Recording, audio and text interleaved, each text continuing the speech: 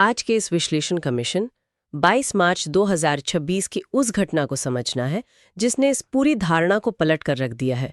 भारत के पुणे शहर में हुए द पुणे जीसीवी रेवोल्यूशन ने ये साबित कर दिया है कि पाई नेटवर्क अब केवल एक डिजिटल कॉन्सेप्ट नहीं रहा, बल्कि ये एक ज़मीनी हकीकत बन चुका है। तो चलिए इसे थोड़ा डीकोड करते हैं। हमेशा से जो चीज़ सिर्फ एक डिजिटल एसेट मानी जाती थी, वो अचानक से एक भौतिक वास्तविकता में कैसे बदल गई। इस बदलाव की नींव में जो बात है ना, वो अर्थशास्त्र के नजरिए से बहुत गहरी है। पुणे में 22 मार्च को जो कुछ भी हुआ वो महज कोई आम आयोजन या कोई साधारण सा मीटअप नहीं था। ये एक नए तरह के आर्थिक आंदोलन की स्पष्ट शुरुआत है।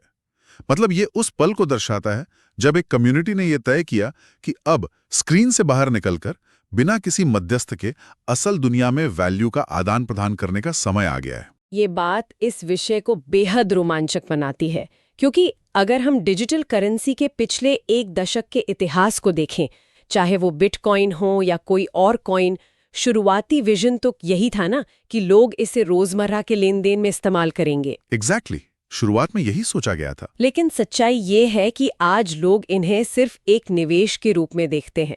लोग इन्हें खरीदते हैं और इस उम्मीद में बैठ जाते हैं कि 10 साल बाद ये उन्हें करोड़पति बना देंगे। हाँ, वो जिसे क्रिप्टो की भाषा में हॉडल कल्चर कहते हैं। वही तो, होडल करके बैठ जाओ। लेकिन पुणे इवेंट के इस पूरे घटनाक्रम में जो सबसे दिलचस्प पहलू उभर कर आया, वो था वहां आए लोगों का, जिन्हें हम पायोनियर्स कहते हैं, उनका एकदम अलग नजरिया। बिल्कुल अलग था। उनका मिशन एकदम साफ था। पाई को सिर्फ अपने पास जमा करके यानी होल्ड करके नहीं रखना है, बल्कि उसे असल दुनिया में इस्तेमाल में लाना है। ये एक बहुत बड़ा शिफ्ट है। ये एक बहुत बड़ा मनोवैज्ञानिक बदलाव है। देखिए, क्रिप्टो करेंसी की दुनिया में होल्ड करने की मानसिकता इतनी गहरी बैठी हुई है कि लोग भूल गए हैं कि करेंसी शब्द का असली मतलब ही करंट यानी बहाव से है। हाँ, करेंसी यानी जो फ्लो करे। सही कहा। अगर पैसा बहेगा नहीं तो वो अर्थव्यवस्था कैसे बनाएगा? पुणे के इस इवेंट में पायनियर्स ने इसी जमाखोरी की सोच को चुनौती दी।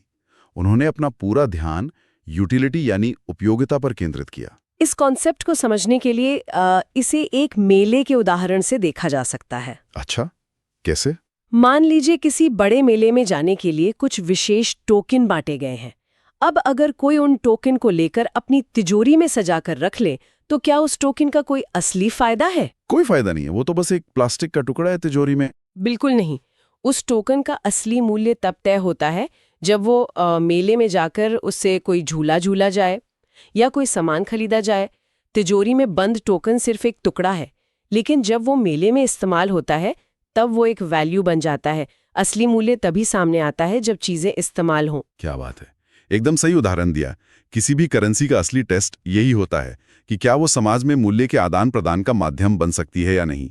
यहाँ जो बात सबसे हैरान करने वाली है वो ये है कि ये पायोनियर्स किसी बाहरी संस्था या किसी बड़े एक्सचेंज लिस्टिंग का इंतजार नहीं कर रहे हैं। जो कि बहुत आम बात है आजकल। वही तो, क्रिप्टो की दुनिया में ये एक बहुत ही आम रवैया है कि जब बाजार इसे मान्यता देगा तब हम इसका इस्तेमाल करेंगे। लेकिन पुणे में लोगों ने ये इंतजार खत्म कर दिया।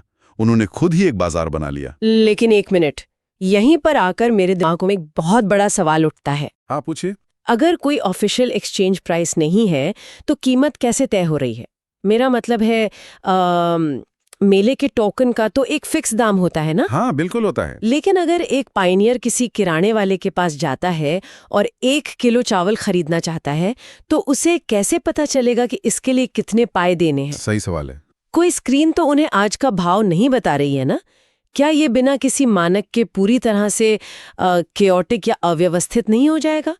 क्या ये वापस उसी पुराने बार्टर सिस्टम या वस्तु विनिमय प्रणाली की तरफ लौटना नहीं है, जहां हम गेहूं के बदले गाय का सौदा करते थे? देखिए, ये सवाल बहुत ही महत्वपूर्ण है और अक्सर अर्थशास्त्रियों के बीच भी उठता है।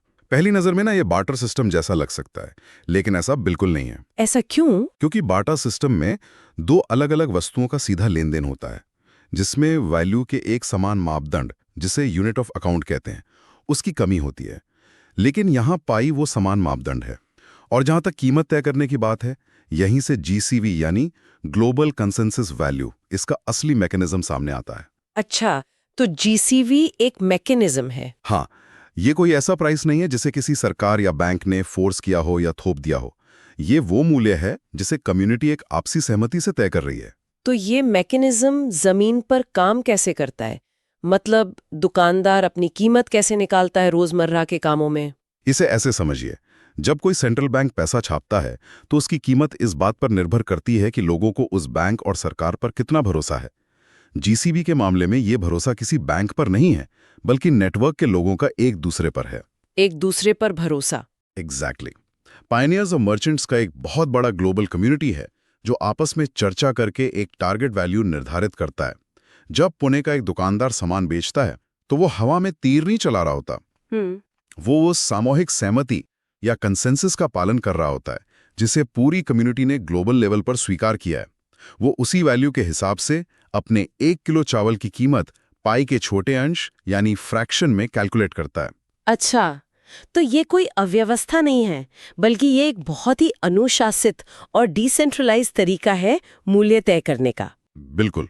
ट्रेडिशनल मार्केट में कीमतें ऊपर बैठे कुछ संस्थान तय करते हैं और आम जनता उसे मान लेती है, लेकिन जीसीवी इस पिरामिड को उल्टा कर देता है।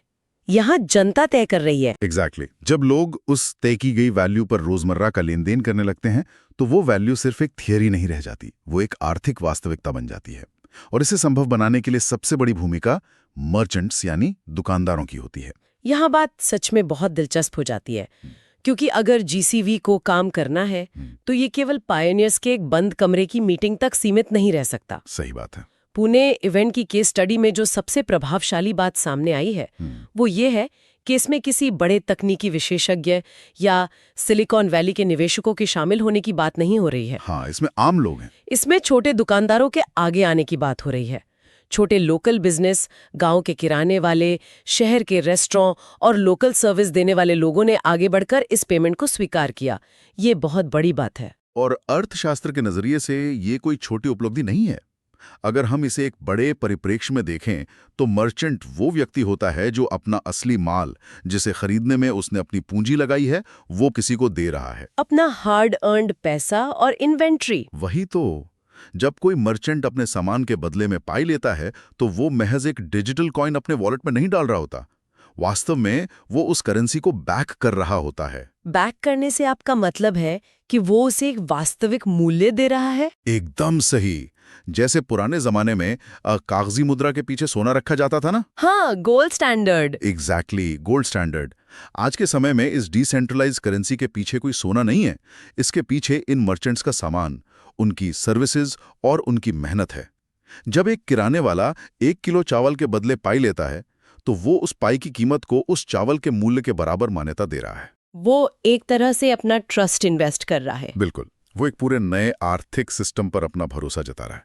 इस बात का सबसे बड़ा प्रमाण है कि कैसे जमीनी स्तर का विश्वास एक नई अर्थव्यवस्था को जन्म देता है। ये एक बहुत ही शक्तिशाली विचार है। लोग एक किराने की दुकान पर जा रहे हैं, सामान खरीद रहे हैं और डिजिटल वॉलेट से बिना किसी बैंक के सर्विस से गुजरे पेमेंट कर रहे हैं, बिना किसी तीसरे पक्ष के। हाँ, ये सिर्फ एक प्रयोग नहीं था, ये एक छोटे से इकोसिस्टम का रियल लाइफ में चलकर दिखाना था। जब कोई लोकल सर्विस प्रोवाइडर इसे अपनाता है तभी ये एक असली करेंसी का रूप लेती है। लेकिन अब एक सवाल ये उठता है कि क्या ये सिर्फ पुणे शहर की एक अकेली सफलता की कहानी है जो बस कागजों में सिमट कर रह जाएगी? ये एक बहुत लाजमी सवाल है। इसे बड़े पैमाने पर कैसे ले जाया जा सकता है? देखिए, यहीं पर इस पूरे घटनाक्रम का ब्लूप्रिंट काम आता है। ये केवल एक इवेंट नहीं था, बल्कि भविष्य के लिए एक मॉडल था।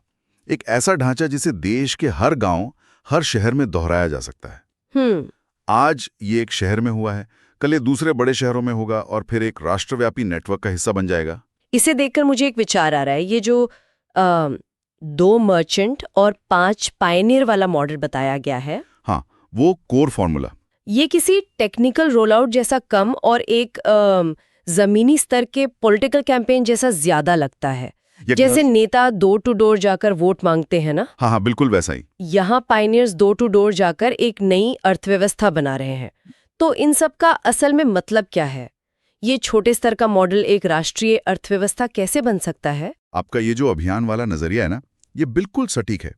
अर्थशास्त्र में इसे नेटवर्क इफेक्ट कहा जाता है। इसे टेलीफोन के आविष्कार से समझिए। अच्छा, टेलीफोन से? हाँ, जब दुनिया में केवल एक टेलीफोन था तो उसकी क्या कीमत थी? आखिर वो व्यक्ति कॉल किसे करता? सही बात है। अकेले टेलीफोन का क्या फायदा? जब 2 टेलीफोन बने तो एक छोटी सी वैल्यू पैदा हुई, लेकिन जब लाखों टेलीफोन जुड़ गए तो उसने दुनिया के संवाद करने का तरीका ही बदल दिया। यानी हर नया जुड़ने वाला मर्चेंट या पायनियर पूरे नेटवर्क की वैल्यू को कई गुना बढ़ा रहा है। बिल्कुल।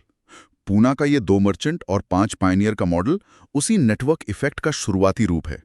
अगर एक शहर में 5 लोग और 2 दुकानदार आपस में एक छोटा सा ट्रांजैक्शन सफलतापूर्वक कर लेते हैं तो ये एक माइक्रो इकोनॉमी बन जाती है। एक छोटी अर्थव्यवस्था। हाँ, और जब ऐसे हजारों माइक्रो इकोनॉमी एक साथ काम करने लगते हैं तो वे एक विशाल मैक्रो इकोनॉमी में बदल जाते हैं। इससे एक बहुत जरूरी सवाल खड़ा होता है। क्या सवाल? क्या किसी बदलाव के लिए किसी बड़े सिस्टम या किसी भारी एक्सचेंज के तैयार होने का इंतजार करने की जरूरत है? नहीं, इंतजार करना बंद करना होगा। लोगों को खुद ही मार्केट बनना होगा और खुद ही अपनी अर्थव्यवस्था खड़ी करनी होगी। अपनी अर्थव्यवस्था खुद खड़ी करनी होगी। ये लाइन अपने आप में कॉल टू एक्शन है। अक्सर क्या होता है ना कि लोग सोचते हैं कि जब कोई बड़ी सरकारी घोषणा होगी या कोई बहुत बड़ा बैंक शामिल होगा तभी कोई नई तकनीक सफल होगी। हाँ, अक्सर यही माना जाता है। लेकिन ये मॉडल साबित करता है कि आर्थिक क्रांति किसी एक दिन अचानक से नहीं आती। ये इन्हीं छोटे छोटे ट्रांजैक्शन से आती है।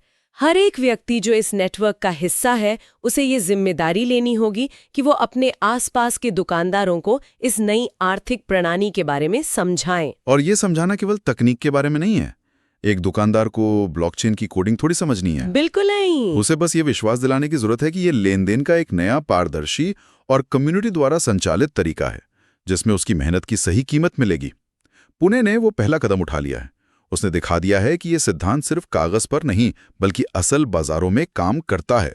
तो इस पूरे विश्लेषण को अगर हम समेटें तो आज ये स्पष्ट हो गया है कि कैसे एक कम्युनिटी का जुनून और इस सिस्टम पर उनका अडिग विश्वास एक जीता जागता सबूत पेश कर सकता है। हाँ, ये बहुत बड़ी बात है। 22 मार्च 2026 महज एक तारीख नहीं बल्कि डिसेंट्रलाइज्ड अर्थव्यवस्था के इतिहास में एक मील का पत्थर है। ये इस बात का प्रतीक है कि अब सिर्फ बातें करने या फोरम पर बहस करने का समय पीछे छूट गया है।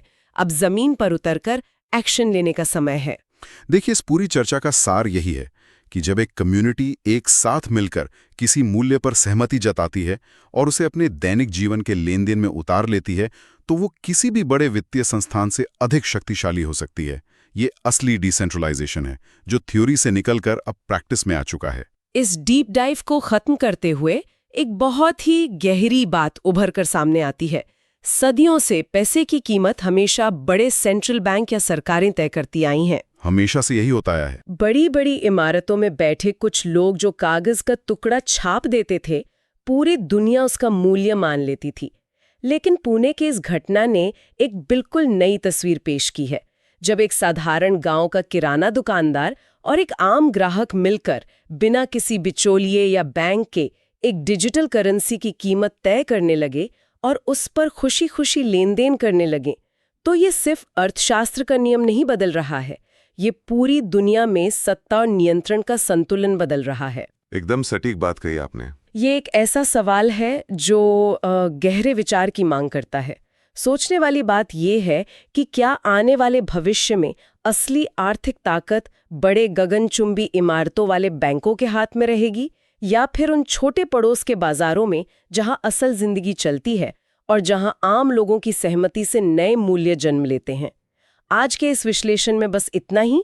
इस विचार के साथ हम आज की चर्चा को यहाँ